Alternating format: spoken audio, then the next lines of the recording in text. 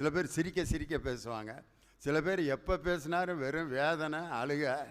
அதாவது நான் 1952லப்பா எங்கள் அப்பா கேன்சரில் படுத்திருந்தார். ஏன்டா இந்த வேதனையிலேருந்து தான் மீளணும்னு நாங்கள் வந்திருக்கோம், உங்கள் அப்பா கேன்சரில் படுத்ததை இங்கே வந்து சொல்லி அழுகணுமான்ட்டு வேதனையை மட்டுமே பேசுகிற குரூப் இருக்கும். சில குரூப்பு மெதுவாக பேசுவாங்க. ஒரு வரவேற்புரை சொல்லி முடிக்கிறதுக்கே 3/4 மணி நேரம் ஆகும். நம்ம சகோதரி சுமதி பாருங்கள், ஒரு 3 நிமிஷத்தில் முடிச்சிட்டாங்க.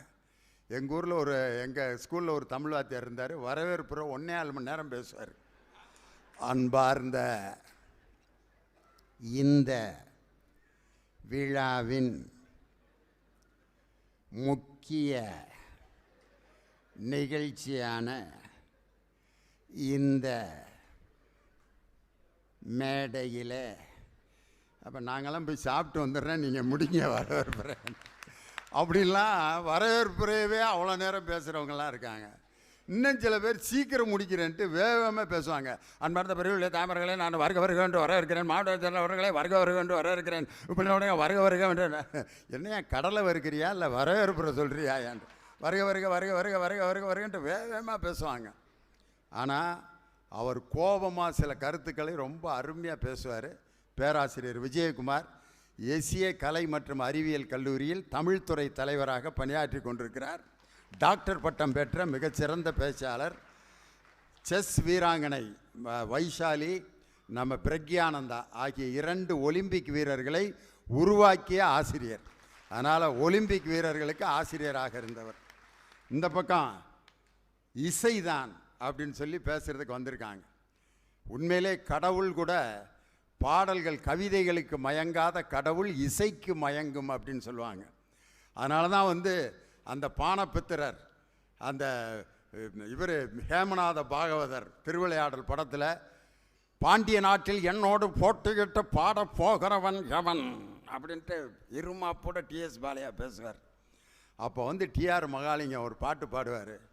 அந்த பாட்டெல்லாம் சும்மா பின்னி எடுப்பார். இந்த பக்கம் உட்காந்துருக்காரு பாருங்கள், தேவகோட்டை ராஜன். இன்றைக்கி மேடை அவர் மேடையாக தான் இருக்கான். சும்மா களகட்ட மாதிரி பாடக்கூடிய ஆற்றல் மிகுந்த பாடகர்.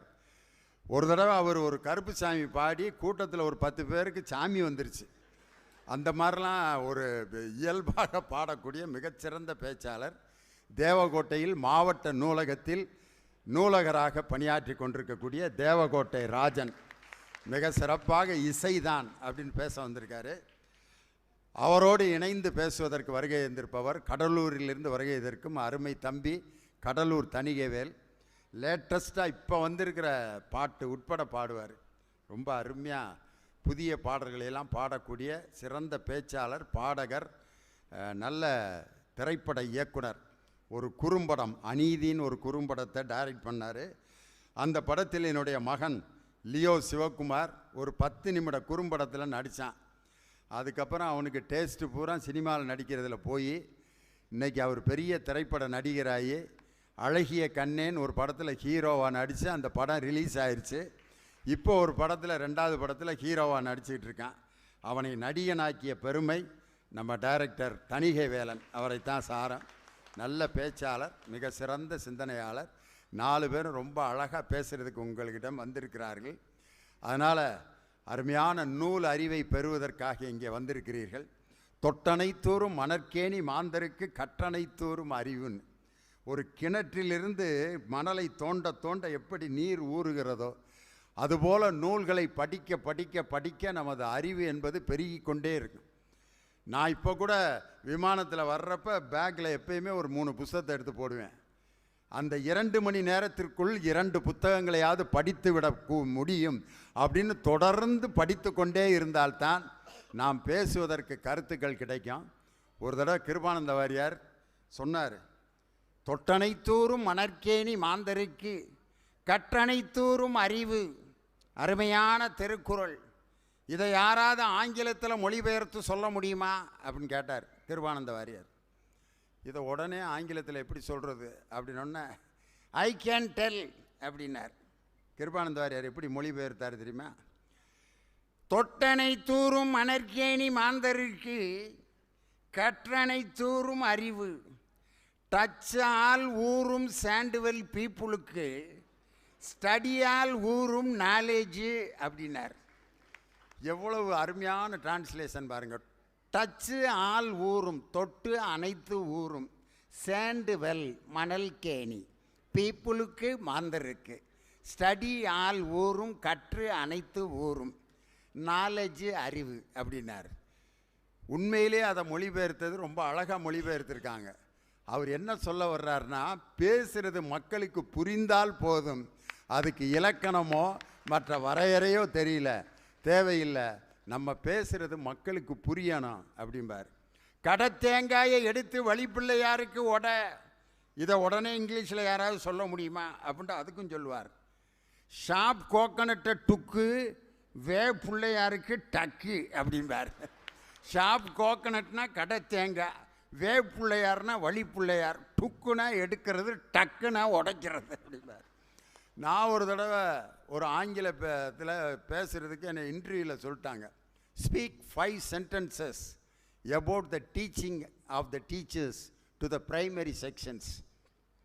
ஆரம்ப பள்ளியில் பேசுகின்ற பாடம் எடுக்கின்ற ஒரு ஆசிரியர் அவருடைய பிரச்சனைகளை ஒரு 5 வாக்கியம் பேசுங்க அப்படின்னு என்னை ஒரு ஆசிரியர் இன்டர்வியூவில் ஒருத்தர் கேட்டார். திடீர்னு வாத்தியார்களுடைய பிரச்சனையை 5 வாக்கியம் இங்கிலீஷில் பேச சொல்கிறாருன்ட்டு ஆரம்பிச்சிட்டேன். The teacher experiences so many problems from the students. The problems of the students to the teachers are impurkable and unsahikable for the teachers அப்படின்னு. இதே மாதிரி தான் நிறைய பேர் கைதட்டிட்டாங்க. அவரும் கைதட்டிட்டார் என்னை இன்டர்வியூ பண்ண ஹெட்மாஸ்டர். இங்கே வா, என் வாழ்க்கையில் இப்படி ஒரு இங்கிலீஷ் வார்த்தை நான் கேள்விப்பட்டதே இல்லை. அது என்ன இம்பொறுக்கபிள் அண்ட் அன்சகிக்கபிள்னு. அன்டாலரபிள்ங்கிற வார்த்தை மறைஞ்சு போச்சு. உடனே தமிழோட சேர்த்து அன்சகிக்கபிள் அண்ட் இம்பொறுக்கபிள் அப்படின்ட்டேன். உண்மையிலே உன்னுடைய ப்ரெசன்ஸ் ஆஃப் மைண்டை பாராட்டுறேன், நீ இங்கே வேலைக்கு சேர்ந்துடலான்ட்டார். காரணம், ஒரு ஆசிரியருக்கு மிக முக்கியமான தேவை ப்ரெசன்ஸ் ஆஃப் மைண்டு. அது மாதிரி மிக அருமையாக பேசுகின்ற 4 பேச்சாளர்கள், நல்ல ரசிகர்கள். உண்மையிலே அமர்வதற்கு இடமில்லாமல் கால்கடுக்க நின்று கொண்டிருக்கும் ரசிகர்களை பார்க்கின்ற பொழுது அறிவு பசியும் இசையும் நகைச்சுவையும் ரசிப்பதில் கரூர் மாவட்ட ரசிகர்களை மிஞ்சியவர்கள் யாரும் இல்லை என்பதற்கு இதான் எடுத்துக்காட்டு. முதலாவதாக திரைப்பட பாடலின் வெற்றியை தீர்மானிப்பது கவிதை தான் என்ற அணியை துவக்கி வைக்க பேராசிரியர் விஜயகுமார் உங்கள் பலத்த கரவொலியோடு மேடைக்கு வருகிறார். வாங்க.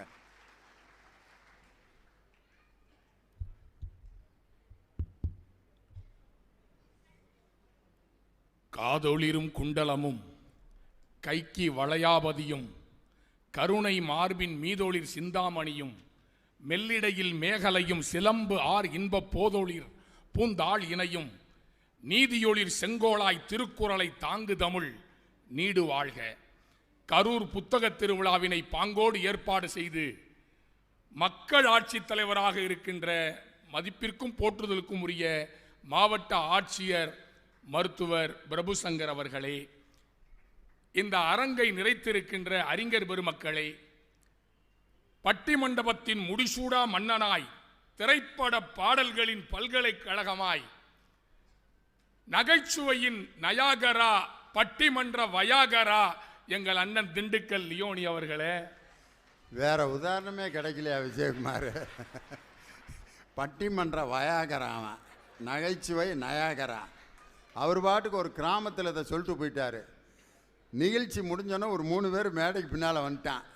ஐயா மாத்திரை இருந்தால் கொடுங்க ஐயா, ஃபேமிலி லைஃப்பில் ரொம்ப சிக்கலாக இருக்குன்ட்டான்.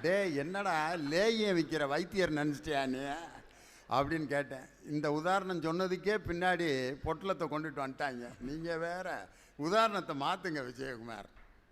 திண்டுக்கல் தந்த தமிழ் கரும்பு எங்கள் ஐயா திண்டுக்கல் லியோனி அவர்களே, மேடையில் வீற்றிருக்கின்ற வழக்கறிஞர் பெருமக்களே, சக்தியின் வடிவங்களாக என் கண்களுக்கு தென்படுகிற தாய்மார்களே, உங்கள் அனைவருக்கும் என் இனிய வணக்கம். புத்தகங்கள், முத்தமிழறிஞர் தமிழினத் தலைவர் அழகாய் சொல்லுவார், புத்தகங்கள் வழி உலகை படித்தால் அறிவை பெறலாம், உலகத்தையே புத்தகமாக்கி படித்தால் அனுபவத்தை பெறலாம் என்று முத்தமிழறிஞர் அழகாய் சொல்லுவார்.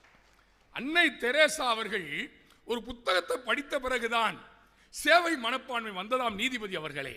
இந்த உலகத்தில் வாழுகிற போது இந்த பூமிக்கு நாம் செலுத்துகிற வாடகைதான் சேவை என்கிற ஒரு வரிகளை படித்த பிறகுதான் சாதாரண ஆக்னஸ் அன்னை தெரேசாவாக மாறினாள் என்று சொன்னால் கரூரை நம்பர் 1 மாவட்டமாக மாற்றுவதற்கு அழகான புத்தக திருவிழா, நல்ல ரசனை. நீதிபதி அவர்களே, திரைப்படம் என்பது மக்களுடைய வாழ்க்கையிலே ஒன்றி போனது. 3 மணி நேரம் அந்த திரையரங்கத்திலே உட்கார்ந்து இருக்கிற போது நம் கவலைகளை எல்லாம் மறந்து சந்தோஷமாய் 3 மணி நேரம் நாம் பொழுதை கழிக்க போயிருக்கிறோம். ஆனால் திரைப்படங்கள் நம் வாழ்க்கையின் பழுதையும் போக்கி இருக்கிறது. அதனால் திரைப்படத்தின் பாடல்களை பற்றி ஒரு நல்ல தலைப்பு. நீதிபதி அவர்களே, முத்தமிழ்னு சொல்றோம் இல்லைங்களா, இயல் தமிழ், இசைத்தமிழ், நாடகத்தமிழ். நீதிபதி அவர்களே, தீர்ப்பை நீங்கள் எழுதிவிடலாம். முத்தமிழிலே முதல் தமிழ் இயல் தமிழ் என்றுதான் இருக்கிறது. எனவே இயல்தான் முக்கியம், இசை முக்கியம் என்று இருவர் பேச வந்திருக்கிறார்கள். நீதிபதி அவர்களே, பாட்டு கொடுத்தா தானே இசை போடுவீங்க, சட்டியில இருந்தா தானே அகப்பையில வரும். நாங்க பாட்டு எழுதி கொடுத்தா தானே தணிகைவேல் நீங்க இசை போட முடியும். இசையை முதலில் கண்டுபிடித்து தந்த விஞ்ஞானி காற்றுதான். இசைக்கு தலையாட்டலாம், அவர்களுடைய இசையாத கருத்துக்கெல்லாம் தலையாட்டி கொண்டிருந்தால் வசை வந்து நம் வீட்டு வாசலில் நிற்கும். நீதிபதி அவர்களே, பையெல்லாம் நீங்க தெளிவா இருக்கான், சினிமாலே தான் இருக்கிறான். நம்ம நாட்டினுடைய தேசிய பறவை எதிரா அப்படின்னு ஒருத்தன் எந்திரிச்சான். மயில் போல பொண்ணு ஒண்ணு, சினிமாவிலே சொல்றான். நம்ம நாட்டினுடைய தேசிய விலங்கு எதிரா புலி உருமுது புலி உருமுது புலி உருமுதுன்னா. நம்ம நாட்டினுடைய தேசிய மலர் எதுனா ஒரு சின்ன தாமரை. சினிமா ஊறி போயிருக்கு. நான் சொல்லிட்டேன், எனக்கு பிடிச்ச பாட்டு என்ன தெரியுமா, நான் அடிச்சா தாங்க மாட்டேன், 4 நாள் தூங்க மாட்டேன். சினிமா இன்றைக்கு ஊறி இருக்கிறது. நீதிபதி அவர்களே, பாடல் என்பது நம் வாழ்க்கையோடு இணைந்தது. பிறந்தோம் தாலாட்டு, அழுதால் கூட இசையோடு அழுகிற இனம் தமிழ் இனம் என்று ஒரு கவிஞன் சொன்னார். பிறந்தோம் தாலாட்டு, மரணம் வரைக்கும் பாட்டு இருக்கும், நலுங்கு பாட்டு, அந்த பாட்டு, இந்த பாட்டு. பாடல் என்பது அக்மார்க் தரத்தோடு இருந்துச்சா இல்லையா? பல பாடல்களை இசை ஆதிக்கம் செய்து காணா போக வச்சிருக்குது தணிகைவேல். இசைனால பல பாடல்கள் கெட்டு போயிருக்குது. ஆனா கருத்துக்களால எப்படி இருந்துச்சு பாட்டு தெரியுமா? கவியரசு கண்ணதாசன் தொடங்கி உடுமலை நாராயண கவி, பட்டுக்கோட்டை கல்யாண சுந்தரம், காமு ஷெரீப், வைரமுத்து அண்ணன், நா முத்துக்குமார், கபிலன், எத்தனை கவிஞர்கள் எழுதினாங்க. தேசபக்தியை சொல்லுச்சு சினிமா. தாயின் மணிக்கொடி தாயின் மணிக்கொடி சொல்லுக ஜெய்கின், தாயின் மணிக்கொடி தாயின் மணிக்கொடி சொல்லுக ஜெய்கின், தாயகம் காத்திட தன்னலம் போக்கிட சொல்லுக ஜெய்கின். இது இந்திய தேசம், இது ரத்தம் சிந்திய தேசம், இது காந்தி மகான் கண்ட புண்ணிய தேசம், இது. தேசிய கொடியை சொல்லி கொடுத்துச்சு தணிகைவேல். அந்த பாடல்கள்ல நீங்க அழகா சொன்னீங்க, வேப்பமர உச்சியில் நின்று. அதுல சொல்லுவாரு, தனி உடைமை கொடுமைகள் தீர தொண்டு செய்யடா, தானா எல்லாம் மாறும் என்பது பழைய பொய்யடா, வளர்ந்து வரும் உலகத்துக்கே நீ வலது கையடா. பட்டுக்கோட்டை மாட்டு வண்டி போகாத ஊருக்கெல்லாம் தன் பாட்டு வண்டி அனுப்புறான். ரிக்ஷா ஓட்டுற தொழிலாளியை வச்சு ஒரு பாட்டு போட்டார் நீதிபதி அவர்களே. பாடல் கருத்து தானே முதல்ல போய் தங்கும். ஆடி நடப்பவங்க, தாடி வளர்த்தவங்க, அந்த அணிக்கு சொல்றேன், இசையே இல்லாமல் பாடல்கள் உண்டு. தொகையரான்னு பேரு. இசை முக்கியம் இல்லை என்பதற்காக சொல்லுகிறேன். இசையே இல்லாம பாடல்கள் உண்டு நீதிபதி அவர்களே. அது தொகையரான்னு சொல்லுவான். தர்மம் என்பார், நீதி என்பார், தரம் என்பார். தர்மம் என்பார், நீதி என்பார், தரம் என்பார், சரித்திரத்து சான்று சொல்வார். தாயன்பு பெட்டகத்தை சந்தியிலே எரிந்து விட்டு தன்மான வீரர் என்பார். மர்மமாய் சதி புரிவார், வாய்பேசா அபலைகளின் வாழ்வுக்கு நஞ்சு வைப்பார். இந்த திண்ணை பேச்சு வீரரிடம் ஒரு கண்ணாயிருக்கணும் அண்ணாச்சி, நாம ஒன்னாயிருக்கணும் அண்ணாச்சி. என்னாலும் உலகில் ஏமாற்றும் வழிகள் இல்லாத நன்னால உண்டாக்குவோம். தொகையரா இருக்குதே, இசையே இல்லாமல் தொகையரா பாடல்கள் உண்டு. அம்மா அப்படிங்கிற அதுல பட்டுக்கோட்டை கல்யாண சுந்தரம் அந்த ரிக்ஷா வண்டியில யாரெல்லாம் ஏறுவாங்கன்னு ஒரு லிஸ்ட் கொடுப்பாரு.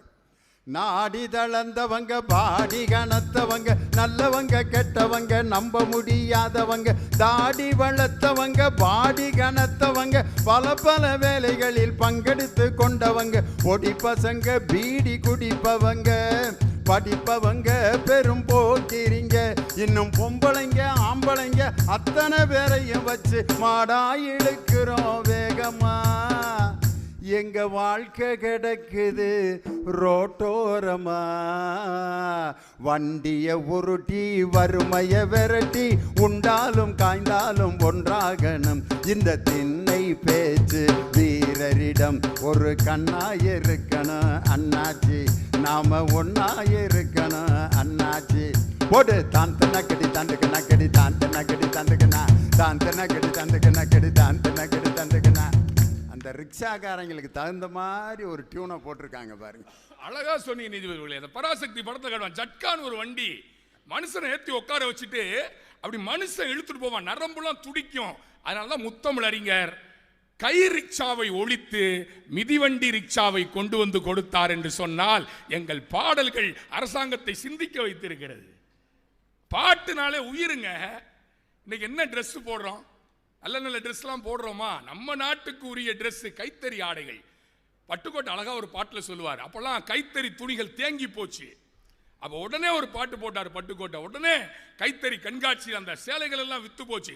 சின்ன சின்ன இழை பின்னி பின்னி வரும் சித்திர கைத்தறி சேலையடி நம் தென்னாட்டில் எல்லோரும் கொண்டாடும் வேளையடி. சின்ன சின்ன இழை பின்னி பின்னி வரும் சித்திர கைத்தறி சேலையடி நம் தென்னாட்டில் எல்லோரும் கொண்டாடும் வேளையடி. கைத்தறி ஆடை இன்னைக்கு போச்சு. வேட்டி நாள் அப்படின்னு ஒரு வாரம் மட்டும் நம்ம வேட்டி உடுத்துறோம். இந்த ஜெகன்மோகினி படத்தில் ஒரு பேய் போட்டிருக்கும் பாருங்க, அது மாதிரி இன்னைக்கு லெக்கின்ஸ். இன்னைக்கு பெண்கள் ஆடையெல்லாம் அப்படித்தானே இருக்குது. அதைத்தான் நீதிபதி அவர்களை ஒரு படத்தில் அழகா சொன்னா. இன்னைக்கு ஆடை கலாச்சாரம் மெரினா கடற்கரையிலே கைவீசி நடக்கிற போது 2000 ஆண்டுகள் இந்திய பண்பாடு உன் அருகே வந்து கொண்டிருக்கிறது என்பதை மறந்து விட்டோமே. அதைத்தான் ஒரு கவிஞன் சொன்னான், தணிகைவேல். செந்தமிழ்நாட்டு தமிழச்சியே சேல உடுத்த தயங்கிரியே, செந்தமிழ்நாட்டு தமிழச்சியே சேல உடுத்த தயங்கிரியே, நெசவு செய்யும் திருநாட்டில் நீச்சலுடையில் அலையிறையே, கணவன் மட்டும் காணும் அழகை கடைகள் போட்டு காட்டுறியே. அதுதாங்க பாட்டு. இது என்ன இசை இருக்குது? நீதிபதி அவர்களே, கருத்துக்கள் கங்கையை போல் காவிரி போல் கருத்துக்கள் ஊரும் உள்ளம் எங்கள் உள்ளம் என்று பாட்டில் அப்படி இருந்துச்சுங்க. 2ஆம் நூற்றாண்டு இலக்கியத்தை கூட 20ஆம் நூற்றாண்டு இலக்கியமாக மாற்றி காட்டினான். சிறுகூடல் பட்டியிலே பிறந்து சிக்காகோவிலே தன் வாழ்க்கையை முடித்துக் கொண்ட எங்கள் கண்ணதாசன் நோட்டு என்னும் சமூகத்திலே பிறந்து பாட்டு எண்ணினான். தள்ளாடும் போதையிலும் கவிபாடும் மேதையவன். எவ்வளவு பாட்டு அழகா சொன்னார் ஒரு பாட்டில், மலர்ந்து மலராத போதுங்க. அதுல பாத்தீங்கன்னா அந்த குழந்தை தொட்டில்ல விளையாட்டு காட்டுகிற அந்த ராட்டினம் மாதிரி ஒரு இசைக்கருவி அந்த பாட்டில் பயன்படுத்தி இருப்பாங்க. ஒரே ஒரு தபேலா தான் அதுல பெரிய இசையெல்லாம் கிடையாது. ஒரு சாதாரண இசைக்கருவியை வைத்துக்கொண்டு அந்த பாட்டை ரொம்ப அழகா அதுல சொல்லியிருப்பார். மலர்ந்து மலராத பாதி மலர் போல வளர்ந்த கலை அன்னமே, நதியில் விளையாடி கொடியில் தலை சீவி நடந்த இளந்தென்றலே, கண்ணின் மணி போல மணியின் இமை போல கலந்து பிறந்தோமடா, இந்த மண்ணும் கடல்வானும் மறைந்து முடிந்தாலும் மறக்க முடியாதடா, உறவை பிரிக்க முடியாதடா என்று பாசமலர்ல சொன்னார்னா அதுல சொல்றார். அந்த குழந்தை பருவத்தை மலர்ந்து மலராத அந்த குழந்தை பெருத்த தாலாட்டு பாட்டது. மலர்ந்து மலராத பாதி மலர் போல விடிந்தும் விடியாத காலை பொழுதாக அந்த குழந்தையினுடைய வர்ணனை. அதுதானங்க நம்முடைய பாரம்பரியம். அம்மா அப்படின்னு 1000 பாட்டு இருக்கு. அம்மா என்று அழைக்காத உயிர் இல்லையே, அம்மாவை வணங்காத உயர்வில்லையே, நேரில் நின்று பேசும் தெய்வம் பெற்ற தாயன்றி வேறொன்று ஏது, தாய் இல்லாமல் நான் இல்லை, தானே எவரும் பிறப்பதில்லை, எனக்கு ஒரு தாய் இருக்கின்றாள் என்றும் என்னை காக்கின்றாள். எவ்வளவு பாட்டு இருக்கு தாய்க்கு. அந்த தாய் தான் தாலாட்டு பாடுவா. நம்ம கவிஞன் சிந்தித்தான் நீதிபதி அவர்கள் தாய்க்கு தாலாட்டு பாடுகிறார். அதற்கு விதை போட்டவன் டி ராஜேந்தர். அந்த முரண்னு சொல்லுவான், ஐரணி. இது குழந்தை பாடும் தாலாட்டு, இது குழந்தை பாடும் தாலாட்டு, இது மேற்கில் தோன்றும் உதயம், இது இரவு நேர பூபாலம், இது நதி இல்லாத ஓடம், பூபாலம் காலையில் பாடுவது, சூரியன் உதிக்கும் திசை கிழக்கு, குழந்தைக்கு தாய் பாடுவது தாலாட்டு. ஒரு முரணை சொன்னான் நீதிபதி அவர்களே, இது குழந்தை பாடும் தாலாட்டு, இது இரவு நேர பூபாலம், இது மேற்கில் தோன்றும் உதயம், இது நதி இல்லாத ஓடம். இதைத்தான் இன்னைக்கு ஒரு கவிஞன் சொன்னான். ஆராரோ ஆராரிராரோ நான் இங்கு பாட, தாயே நீ கண்ணுறங்கு,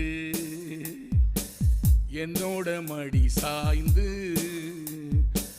வாழும் காலம் யாவுமே தாயின் பாதம் சொர்க்கமே, வேதம் நான்கும் சொன்னதே அதை நான் அறிவேனே, அம்மா எனும் மந்திரமே அகிலம் யாவும் ஆழ்கிறதே.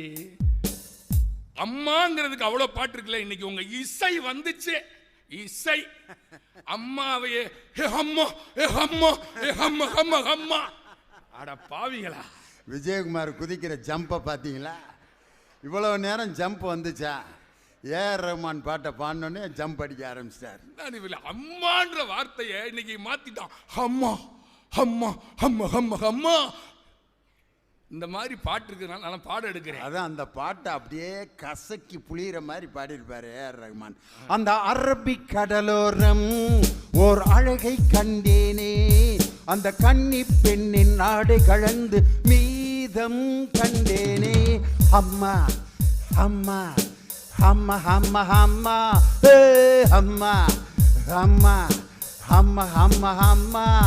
ஏ பள்ளி தாமரையே உன் பாசம் கண்டேனே, உட்பட்டு தாவணி சரிய சரிய மீதம் கண்டேனே, அம்மா அம்மா அம்மா அம்மா அம்மா.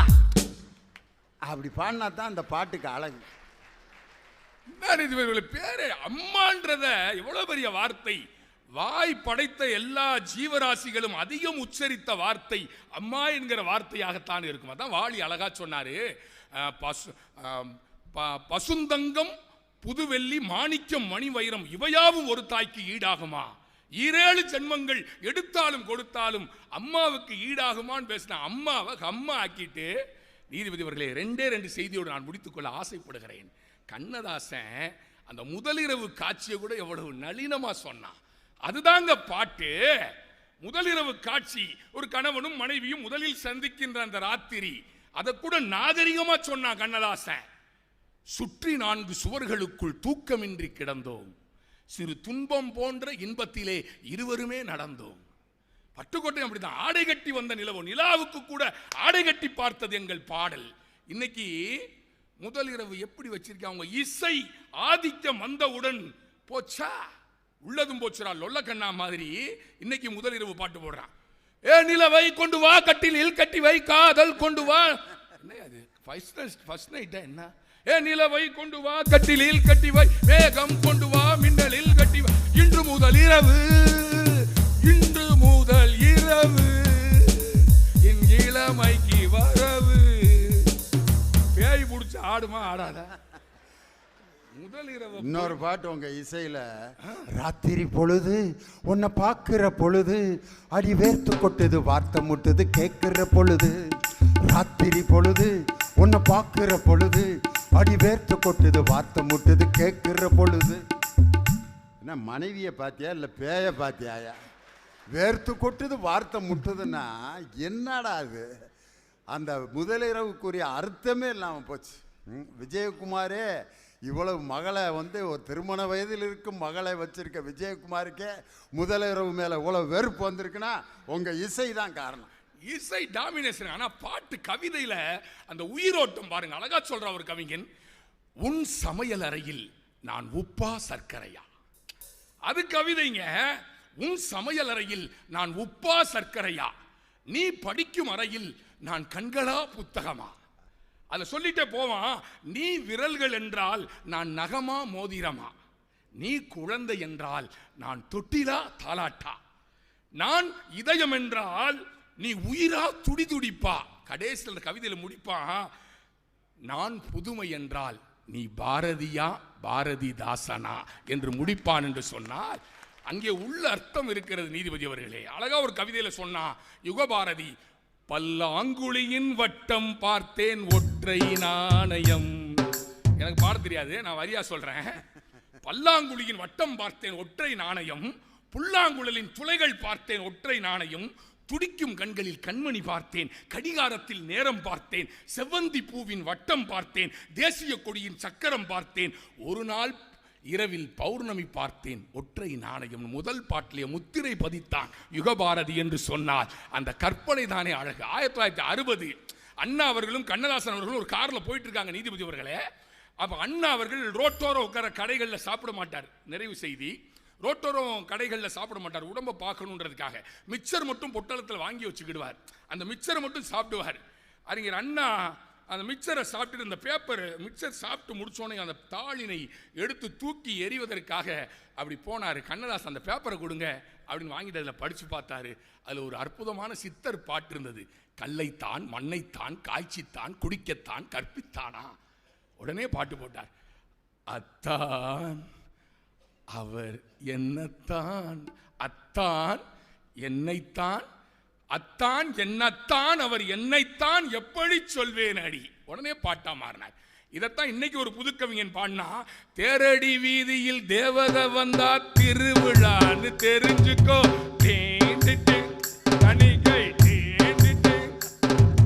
தேரடி வீதி. மியூசிக் என்ன பாடுபடுத்துது பாருங்க விஜயகுமார. இங்கிட்டு திரும்பி ஆடுறாரு, அங்கிட்டு திரும்பி ஆடுறாரு. அவர் ஜிப்பாவுக்கும் அதுக்கும் பார்த்தா இப்போ எனக்கு எந்த காட்சி ஞாபகம் வருதுன்னா, எங்கள் ஒரு பாட்டுக்க இதில் கரகாட்டக்காரனில் ராமராஜன் கவுண்டமணிலாம் ஆடுவாங்க பாருங்க. ஒரு வெட்டு ஒரு வந்து காதல் கீதல் பண்ணாதீங்க, பேரு கெட்டு போகும் முன்னா உங்க பொழப்பு என்ன அவங்க விட்டுடு தம்பி, எது வேணாம் தம்பி, அத்தனை பேரும் இனி பொங்கலை நம்பி.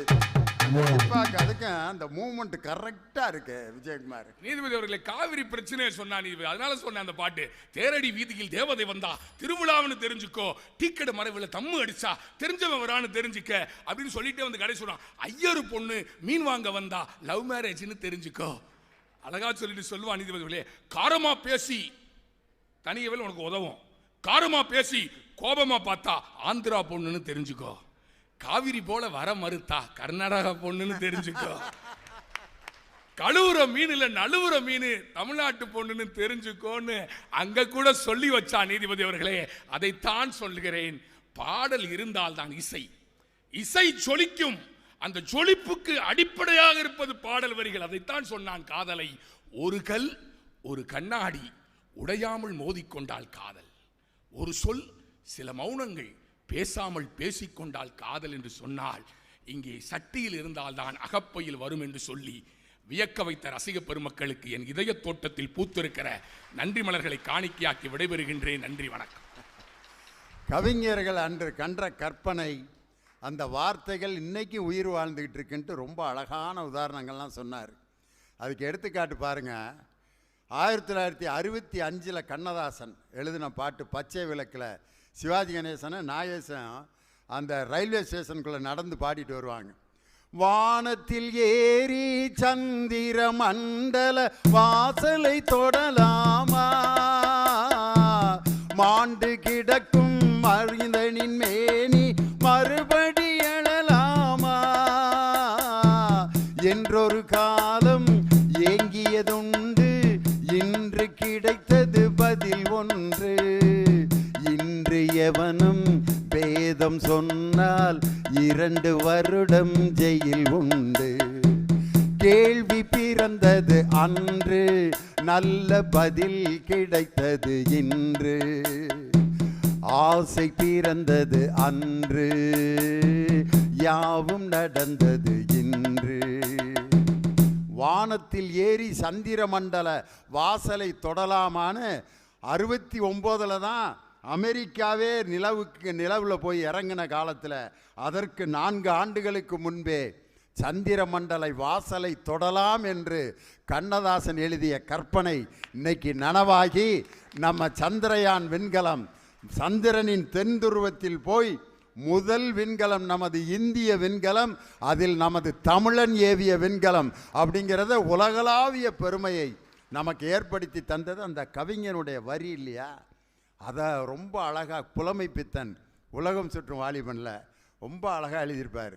வானில் நீந்தும் நிலவில் நாளை பள்ளிக்கூடம் நடக்கும், காற்றில் ஏறி பயணம் செய்ய பாதை அங்கே இருக்கும், எங்கும் வாழும் மழலை செல்வம் ஒன்றாய் சேர்ந்து படிக்கும், இல்லை ஜாதி மதமும் இல்லை என்றே பாடி சிரிக்கும், சிரித்து வாழ வேண்டும் பிற சிரிக்க வாழ்ந்திடாதே, சிக்கு மங்கு சச்ச பப்பா, சிக்கு மங்கு சச்ச பப்பா, சிக்கு மங்கு சச்ச பப்பா.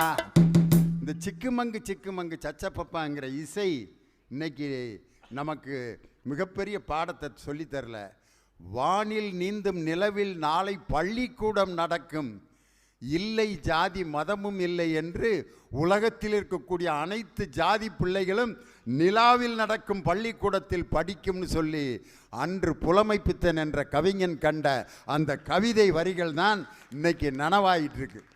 சும்மா உங்கள் மியூசிக்லாம் என்ன பிரயோஜனம்? சும்மான்னு ஒரு வார்த்தையை வச்சு 3/4 மணி நேரம் பாட்டு எழுதியிருக்காரு ஒரு கவிஞர். சும்மாங்கிற வார்த்தையை நம்ம எப்படி பயன்படுத்தோம்? வாங்கினே, எங்கே வந்தீங்க? சும்மா அப்படியே வந்தேன். சும்மாண்ணா சும்மா வர சொன்னாங்க, அதனால் சும்மா அப்படியே வந்தேன். கல்யாணத்துக்கு வந்துருக்கீங்க? ஆமாம், சும்மா கல்யாணம் பண்ணுறாங்களாம், நானும் அப்படியே சும்மா வந்து பார்த்துட்டு அப்படியே சும்மா சாப்பிட்டு சும்மா அப்படியே போகலான்ட்டு. ஏன்டா அப்படி சும்மாங்கிற வார்த்தையவே சும்மா பேசிக்கிட்டு இருக்கேன் அப்படின்னா, இங்கே பாரு, சும்மா இதே மாதிரி பேசிக்கிட்டு இருந்தால் அப்புறம் நான் சும்மா இருக்க மாட்டேன்டா, என்ன சும்மா உட்காந்துருக்கேன் நினச்சிக்கிட்டு இருக்கியா? இந்த ஒவ்வொரு சும்மாலையும் எவ்வளோ அர்த்தம் இருக்குது தெரியுமா? சும்மானா ஒரு வேலையும் இல்லாமல் வர்றது, இன்னொரு இடத்துல காசுக்கு அல்லது ஓசின்னு அர்த்தம். சும்மா உட்காந்துக்கிட்டு இருக்கியா அப்படின்னு, வேலை இல்லாமல் உட்காந்துருக்கு, பல அர்த்தம் இருக்குது. அடிக்கடி சொல்கிறது சும்மா சும்மா இதே மாதிரி சொல்லாதரா, அப்புறம் நான் சும்மா இருக்க மாட்டேன்னு. இதை வச்சு ஒரு கவிஞர் 5 மணிக்கு சும்மா சும்மா, 6 மணிக்கு சும்மா சும்மா, அவளும் நானும் சும்மா சும்மா, 7 மணிக்கு சும்மா சும்மா, சும்மா சும்மா சும்மா சும்மா சும்மா சும்மா சும்மா. இதோடு நிறுத்தியிருந்தா பரவாயில்ல. அதுக்கப்புறம் சரணம் எழுதுறாரு, சும்மா சும்மா சும்மா சும்மா சும்மா சும்மா சும்மா சும்மா சும்மா சும்மா சும்மா சும்மா சும்மா சும்மா சும்மா சும்மா சும்மா. என்ன கவிதை பார்த்தீங்களா? இதை இந்த அங்கே உட்காந்து டான்ஸ் ஆடிட்டு இருக்கான் பார்த்தீங்களா? அப்புறம் க்ரீன் கலர் டிஷர்ட்டு போட்டு நான் பாடுற எல்லா பாட்டுக்கும் டான்ஸ் ஆடிட்டு இருக்கேன். எவ்வளவு சுகமாக ரசிக்கிறான் பாருங்க. அவனை விட்டா கூட இது மாதிரி 100 பாட்டு எழுதுவேன். 5 மணிக்கு சும்மா, 6 மணிக்கு சும்மா, 7 மணிக்கு சும்மா. கவிதை இல்லாட்டி அந்த பாட்டை நம்மளால் ரசிக்க முடியுமா? இன்னொரு பாட்டு இப்போ லேட்டஸ்ட்டாக அதை தான் நிறைய பேர் கேட்டுக்கிட்டு இருக்காங்க. ஏய் ராவெல்லாம் ராவாங்குதே, தீப்பிடிக்க லவு லவு, நீ பார்த்தாலே தீயாவுதே, தீப்பிடிக்க ராவையாவு, வா நுக்காவாலையா நுக்காவாலையா, வா வா வா. ஒரு பெரியவர் கேட்டுக்கிட்டு இருந்தவர், நெஞ்ச பிடிச்சவர் தான் ஆஸ்பத்திரியில் போய் மூக்கில் டியூபஸ்வரி படிக்க வச்சுருக்காங்க.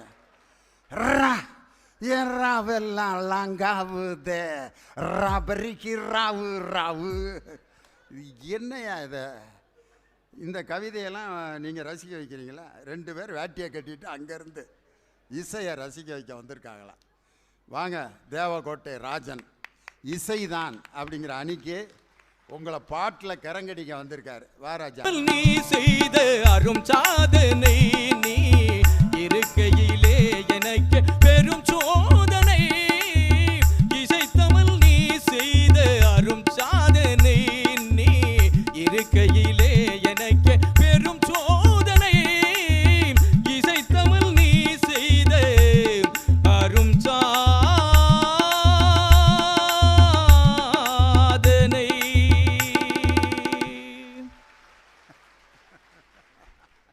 என்ன ரசிப்பு! இதுதான் இசையினுடைய வல்லமை. அவர் சொன்னார் பாருங்க, இப்ப நீங்க கூட சும்மானு ஒரு கவிதை எழுதி கொடுத்தாங்கல்ல, சும்மானு ஒரு கவிதை, அது கவிதை. ஆனா அந்த சும்மானு எழுதி வச்சு உங்கள்ட்ட வந்து சும்மா சும்மானு வாசிக்கிட்டு இருந்தா எப்படி இருந்திருக்கும்? அந்த சும்மாங்கிற வார்த்தை உங்களை விட்டுச்சா? இந்த சும்மாங்கிற ஒரு கையில் எடுத்துக்கிட்டு போய் எத்தனை அந்த அந்த இசை வடிவத்தை நான் இதை பற்றி சும்மா பேசிகிட்டு இருந்தேன். இப்போ நீயும் போய் அதை போய் சும்மா சும்மா பேசிகிட்டு இருக்கீங்க. இப்போ இதெல்லாம் என்ன சும்மா கேட்டுக்கிட்டு இருக்கிறதுக்கு கரூர் மாவட்ட மக்கள்லாம் என்ன சும்மா உட்காந்துருக்காங்க? ஐயா நான் சும்மா கேட்டுப்பட்ட ஐயா, என்னை விட்டுருங்க ஐயா. நான் சும்மா இருக்கக்கூடாது, என் வாயும் சும்மா இருக்குதுல்ல. எவ்வளவு சிக்கல் பாரு.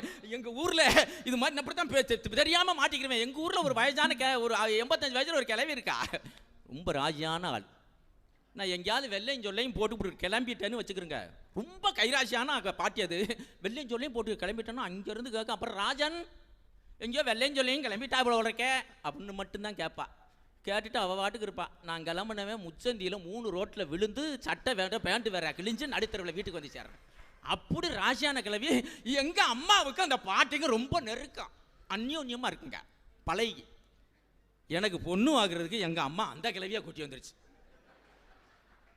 கூட்டிக்கிட்டு வந்துச்சு, வந்து தொலைச்சிட்டு போ வந்து அது பாட்டுக்கு காப்பி கொடுத்துக்கிட்டு இப்படி விசாரிக்கிறாங்க.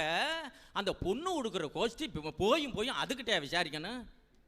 ஏன் பாட்டி நீங்கள் தான் வயசில் பெரிய வீட்டில் இருக்கிறிய, மாப்பிள்ளை எப்படி நல்ல பையனா அப்படின்னுட்டாங்க. நீ வாயை வச்சுக்கிட்டு பேசாமல் இருந்து தொலைக்கப்படாது. இவங்க எனக்கு சர்டிஃபிகேட் கொடுக்குறாங்க. மாப்பிள்ளை நல்லா வந்தேன், ஆனால் நைட்டில் வீடு தங்க மாட்டேன். எவனாவது எனக்கு பொண்ணு கொடுப்பானா ஐயா?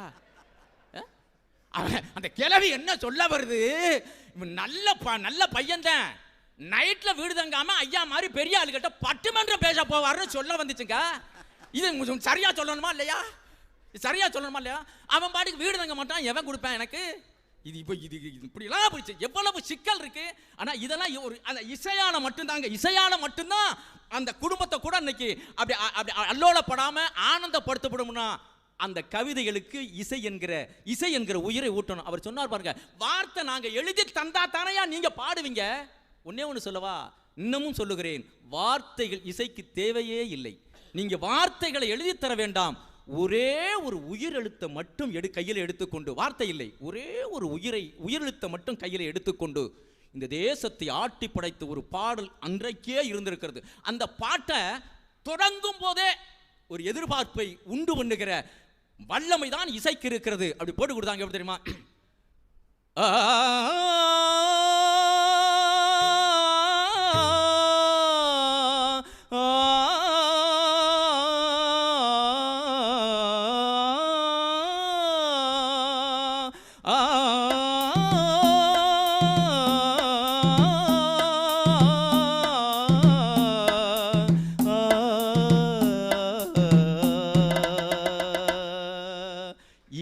இங்கேயே உங்களுடைய கைதட்டல்களை நீங்கள் எதிர்பார்த்து விட்டீர்கள். அதுக்கப்புறம் தான் ஒரு வார்த்தை எப்ப வந்துச்சு, பாதியில வந்துச்சு. எப்ப போட்டான்? பூமாலையில் ஓர் மல்லிகை எங்கு நான் தான் தேன் என்றது, முந்தன் வீடு தேடி வந்தது, இன்னும் வேண்டுமா என்றது, இன்னும் வேண்டுமா என்றது. பூமாலையில் ஓர் மல்லிகை இங்கு நான் தான் தேன் என்றது, உந்தன் வீடு தேடி வந்தது, இன்னும் வேண்டுமா என்றது, இன்னும் வேண்டுமா என்றது.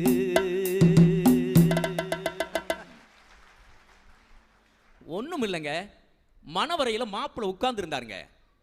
பொண்ணை அழைச்சிக்கிட்டு அங்கிருந்து வர்றாங்க. மாப்பிள்ளை மணவரையிலிருந்து இப்படி பார்க்குறான், அந்த பொண்ணை அப்படி பார்க்குறான். அவன் நடந்து வருகிற அழகு ஏதோ ஒரு அன்னம் நடந்து வருகிறது போல இருக்கிறான். நடந்து கூட்டிகிட்டு வந்து பக்கத்தில் வச்சாங்க. இப்போ இவன் சொல்கிறான், கல்யாணத்துக்கு முன்னாடி பேசப்படாதுன்னு ஒரு கட்டுப்பாடு இருக்கு. நீ வருகிற அழகு அன்னம் போல இருக்கு, என் பக்கத்தில் உட்கார்ந்துருக்க, ஆனால் வெக்கத்தில் உன் கன்னங்கள் சிவந்திருக்கிறது. ஆனால் இந்த நாணத்தோடு கலந்து நான் மஞ்சள் கயிறை உன் கழுத்திலே கட்டிய பிறகு இந்த அச்சம் உனக்கு தேவையில்லை.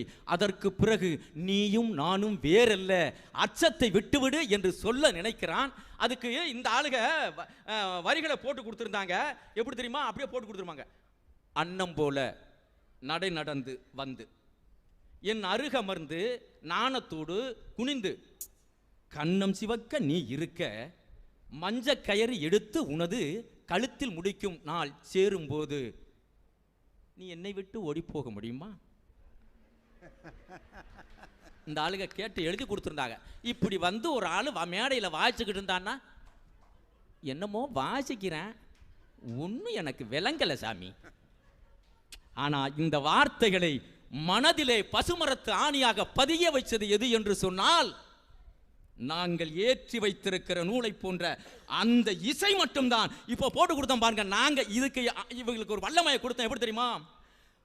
அன்னம் போல நடை நடந்து வந்து என் அருகம் வந்து நாணத்தோடு குனிந்து, அன்னம் போல நடை நடந்து வந்து என் அருகம் வந்து நாணத்தோடு குனிந்து, கண்ணம் சிவக்க நீ இருக்க மஞ்ச கயிறு எடுத்துனது கழுத்தில் முடிக்கும் இன்ப நாள் கூடும் போது,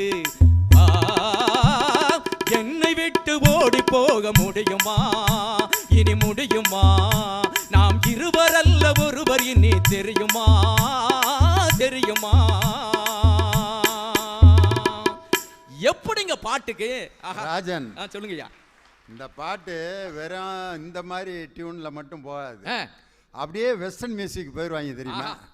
மணமாலை சூட்டி பல பேரும் வாழ்த்த வளையாடும் என் கையின் விரலில் கணையாழி பூட்டி புது பாதை காட்டி உறவாடும் திருநாளின் இரவில் இளம் தென்றல் காற்றும் வளர்காதல் பாட்டும் விளையாடும் அழகான அறையில் சுவையோடு கூடும் கனிச்சாரும் கொண்டு கனியே நீ வருகின்ற நிலையில் ஆஹா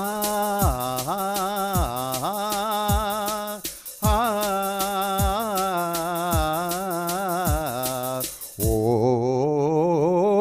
உன்னை விட்டு ஓடி போக முடியுமா? அது முடியுமா? நாம் இருவரல்ல ஒருவர் இனி தெரியுமா? தெரியுமா? எப்படி பின்பாட்டு? ஆஹா, நான் வாசிக்கும் போது பேசாம இருந்தீங்க, எதையோ அமைதியகத்தில் இருக்கிறது மாதிரி. நான் இசையை கூட்டி பாடின உடனே எனக்கு பின்னாடி பாருங்க பாருங்க. இதுதான் இசைக்கு உள்ள வல்லமைனா அதுக்கு தாங்க. ஒன்றும் இல்லைங்க, இளையராஜாவுடைய இசைங்க. ஆர் சுந்தரராஜன் நினைக்கிற அந்த படம் வைதேகி காத்திருந்தாளுங்கிற படம்ங்க. அந்த படம் கேரளா பார்டரில் திரையிட்டு இருந்தாங்க. அந்த தியேட்டர் வந்து அந்த காட்டு பகுதியை ஒட்டி இருந்ததாங்க. ஒவ்வொரு நாளும் அந்த படம் ஓடுகிற பொழுது ஒரே ஒரு பாட்டு இசைக்கிற பொழுது மட்டும் பக்கத்திலே இருக்கிற காட்டு யானைகள் தியேட்டருக்கு பின்னாடி வந்து இருந்து கேட்டுவிட்டு அந்த பாட்டு முடிஞ்ச உடனே திரும்பி போயிடுமாங்க. நான் ஒன்னே ஒன்று கேட்குறேன், அந்த யானைகள் வந்து அதற்கு அருகாமையில் நின்று ரசித்தது வரிகளையா இல்லை அங்கே ஓடிய இசைகளையா என்பதை தயவு செய்து நீங்கள் சிந்திக்க வேண்டும். அதற்கு எந்த மொழிங்க தெரிஞ்சது, எந்த வரியினுடைய அர்த்தம் தெரிந்தது? ஆனால் இசை மட்டும்தான் காட்டுக்குள்ளே இருந்த யானையை அந்த தியேட்டர் வரைக்கும் இழுத்து வந்தது என்று சொன்னால் அது இசைக்கு உள்ள வல்லமை. அந்த பாட்டு தன்னுடைய குழந்தைய பறி கொடுத்த ஏக்கம், அந்த டியூன் என்னமோ பண்ணுதுங்க, அந்த யானையை இழுத்துக்கிட்டு வந்துருச்சு. அந்த பாட்டு ஓடுகிற ஓட்டம் எப்படி தெரியுமா? ராசாத்தி ஒன்ன காணாத நெஞ்சு காத்தாடி போலாடுது, ராசாத்தி ஒன்ன காணாத நெஞ்சு காத்தாடி போலாடுது, பொழுதாகி போச்சு விளக்கேத்தியாச்சு பொன்மான ஒன்ன தேடுது, ராசாத்தி ஒன்ன காணாத நெஞ்சு காத்தாடி போராடுது, காத்தாடி போராடுது. ராஜன் இப்படியே கச்சேரியை ஓட்டிடலாமா? ரெண்டு பேரும் மாறி மாறி பாடி தனிய வேலை இனியவனையும் வீட்டுக்கு அனுப்பிச்சிருவான். நம்ம ரெண்டு பேரும் மாறி மாறி பாடிட்டே இருப்போம். நடுவர்களே, நான் இப்படி நிறைவு செய்ய ஆசைப்படுகிறேன். ஒரே ஒரு பாட்டு. அவர் வைரமுத்து தன்னுடைய வாயாலே ஒத்துக்கொண்ட வார்த்தை என்ன தெரியுமா? அவருடைய முதல் கவிதை எழுதுகிறார். நிழல்கள் என்கிற படம் என நினைக்கிறேன். எழுதி முடிக்கிறார். இந்த வரிகளை எங்கேயாவது உயிரோட்டம் பெற வேண்டும், இந்த வார்த்தைக்கு உயிரோட்டம், இந்த தேசத்தை அந்த வரிகள் சென்றடைய வேண்டும் என்று ஆசைப்படுகிறார். அந்த ஆசை தீர்க்கப்பட்ட விதம் இளையராஜா என்கிற இசைஞானியோடு சேர்ந்ததால் தான் அந்த பாடல் உயிர் பெற்றது. என் பாடல் வரிகள் மட்டும் இளையராஜா கையிலே சிக்காமல் இருந்திருந்தால் எத்தனையோ பேருக்கு இந்த தேசத்தில் தெரியாமலே போயிருந்திருக்கும் என்று அவர் வாயாலே ஒத்துக்கொண்டு விடும். அப்படி போட்டு பாருவாங்க. வானம் எனக்கொரு போதி மரம், நாளும் எனக்கது செய்தி தரும். வானம் எனக்கொரு போதி மரம், நாளும் எனக்கது செய்தி தரும். ஒரு நாள் உலகம் நீதி பெறும், திருநாள் நிகழும் தேதி வரும். பூமரங்கள் ராமரங்கள் மீட்டாதோ இது ஒரு பொன் மாலை பொழுது.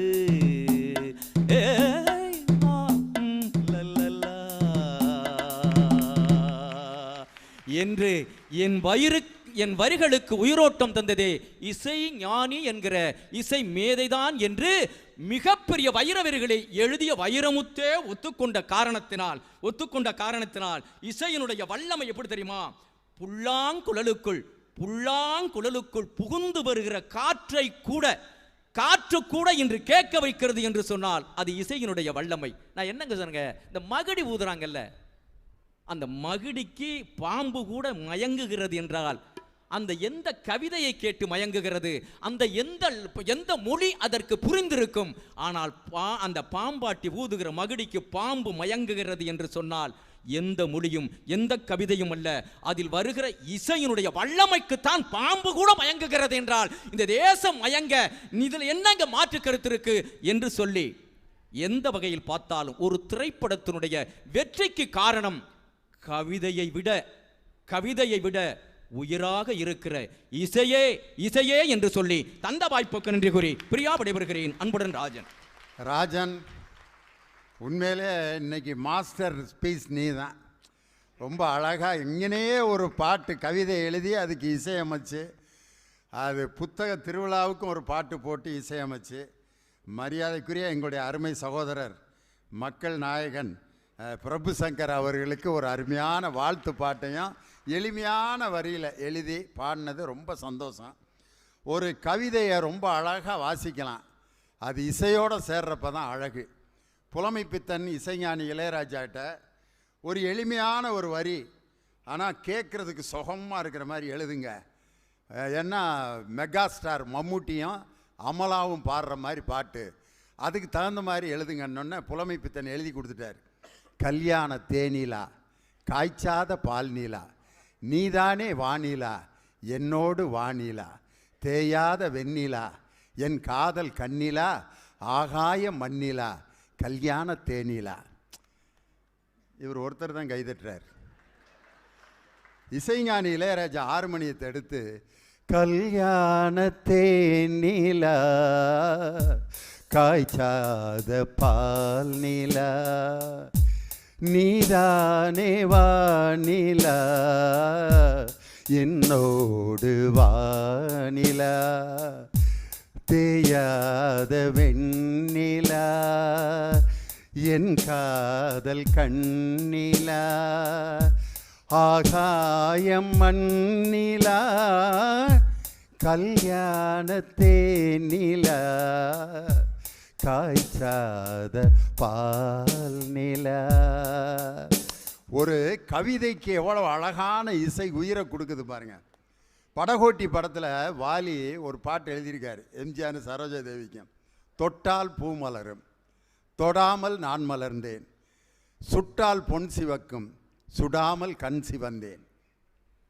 எம்எஸ் விஸ்வநாதன் இதுக்கு என்ன டியூன்யா போடுறது அப்படின்னு கல்யாணி ராகம் மோகன ராகம் எதையோ எடுத்து பார்க்குறாரு. சுத்த தின்யாசி ராகம் தான் இந்த பாட்டுக்கு நல்லா இருக்கும்ட்டு அந்த சுத்த தின்யாசி ராகத்தில் போடுறாரு.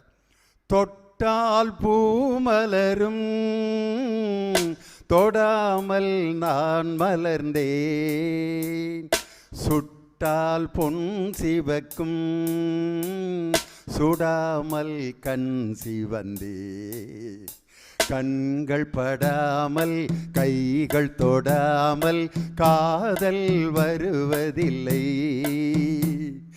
நேரில் வராமல் நெஞ்சை தொடாமல் ஆசை விடுவதில்லை, ஆசை விடுவதில்லை.